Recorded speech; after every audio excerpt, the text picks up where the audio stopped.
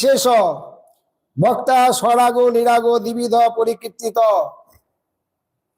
বক্তা দুই প্রকার, স্বরাগ বক্তা, নিরাগ বক্তা।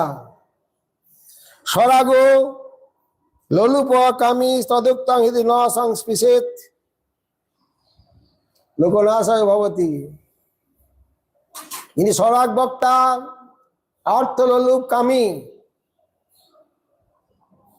তার বাক্য হৃদয় স্পর্শ করবে না এবং জগতের ক্ষতি হবে। উপদেশং করত্যেব ন পরীক্ষাং করতি চ উপদিষ্টং যৎ লোকম লোকনাশয় তদ্ভবেৎ। এইরকম শ্রবণ গুরুর উপদেশ লোকনাশয় তদ্ভবেৎ, লোকের নাশই হবে, লোকের ক্ষতি হবে। হরিকথা শ্রবণ করে লাভ হবে না। যেহেতু লোলুপ, অর্থ লোলুপ কামী, বিপ্রের ভাগবতী বার্তা গেয়ে গেয়ে জনে জনে কারিতা কন লোভে ন কথা সারু ততগত ভাগবত মাহাত্ম্য বর্ণন করেছেন। যারা ভাগবত সপ্তাহ করেন তাদেরকে এই শ্লোকটা পাঠ করতে হয় মাহাত্ম্য পাঠের দিনে। দেবর্ষিপাদ নারদ বলছেন কথাটা, বিপ্রের ভাগবতী বার্তা গেয়ে গেয়ে জনে জনে, কলিযুগে ব্রাহ্মণগণ পণ্ডিতগণ ঘরে ঘরে জনে জনে ভাগবত সপ্তাহ করবেন, কোনো সন্দেহ নাই।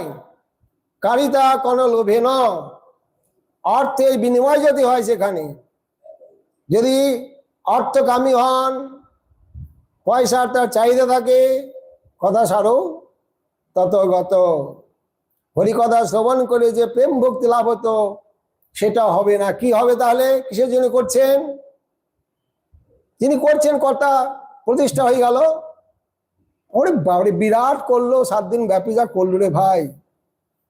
বড় পণ্ডিত নিয়ে এসলেন, খাওয়া দাওয়া নাচ গান কত রকম ব্যবস্থা, হই হই রই রই ব্যাপার, ওইটুকুই হলো। প্রতিষ্ঠা হলো যেটা মহাপ্রভু বলেছিলেন রঘুনাথকে, বা রঘুনাথ বলেছিলেন, এই নিমন্ত্রণ দেখি প্রতিষ্ঠা মাত্র ফল। বাবার পয়সা নিয়ে নিমন্ত্রণ করতেন মহাপ্রভুকে, লাভ কিছু হবে না। আর যিনি বক্তা, তার ভালো পয়সা হয়ে গেল, 6 মাসের সংসার চালানোর ব্যবস্থা হয়ে গেল, এতে কোনো ফল হবে না, অর্থাৎ ভক্তি লাভ করা যাবে না। আজ তো ঘরে ঘরে জনে জনে ভাগবত সপ্তাহ হচ্ছে, বড় বড় বক্তা লাখো লাখো টাকা, 7 দিনে 7 লাখ টাকা 10 লাখ টাকা, বড় বড় বক্তার এমনকি 40-50 লাখ টাকা পর্যন্ত শোনা যায়। কি মনে করবেন না, দুঃখের কথা। নিতাই চাঁদ মহাপ্রভু মার খেয়ে তারা হরিনাম প্রেম বিতরণ করেছিলেন, হরিকথা বিতরণ করেছিলেন গোস্বামীগণ। কত কষ্ট করে এই গ্রন্থ তারা প্রণয়ন করেছিলেন। তাদের দুর্লভ সময় দিয়েছিলেন আমাদের জন্য। আলো নাই, ওই পাতা কুড়ি আলো জ্বেলে আর রাত্রে গ্রন্থ লিখছেন।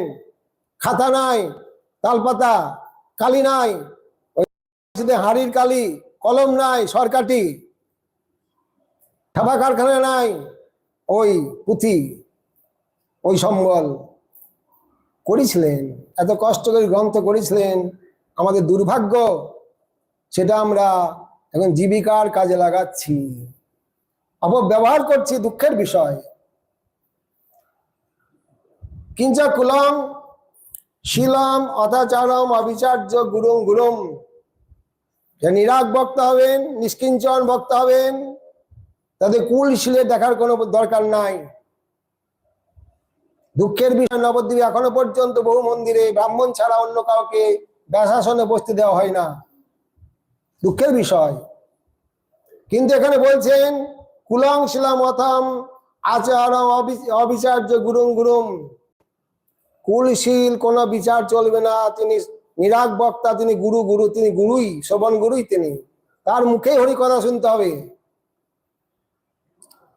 শোভনার্থ সরসং সার সাগরম, সার সাগরম, সার কথাই বলবেন। এবং সরস কাম ক্রোধাদি যুক্তপি কৃপণপি বিষাদবান শ্রুত্তা বিকাশমায়াতি সবক্তা পরম গুরু। এই বক্তার মুখে হরি কথা শুনলে, আগে মহাপ্রভু বলেছিলেন না, যাহার দর্শনের মুখে আইসে কৃষ্ণ নাম তাহলে জানি তুমি বৈষ্ণব প্রধান। সকলের মুখে কৃষ্ণ নাম এসে যাবে যাকে দর্শন করলে। আর এই বক্তার মুখে হরি কথা শুনলে কিবা বিষয়ী কিবা কামক্রোধ যুক্ত, তার হৃদয় নির্মল হবে।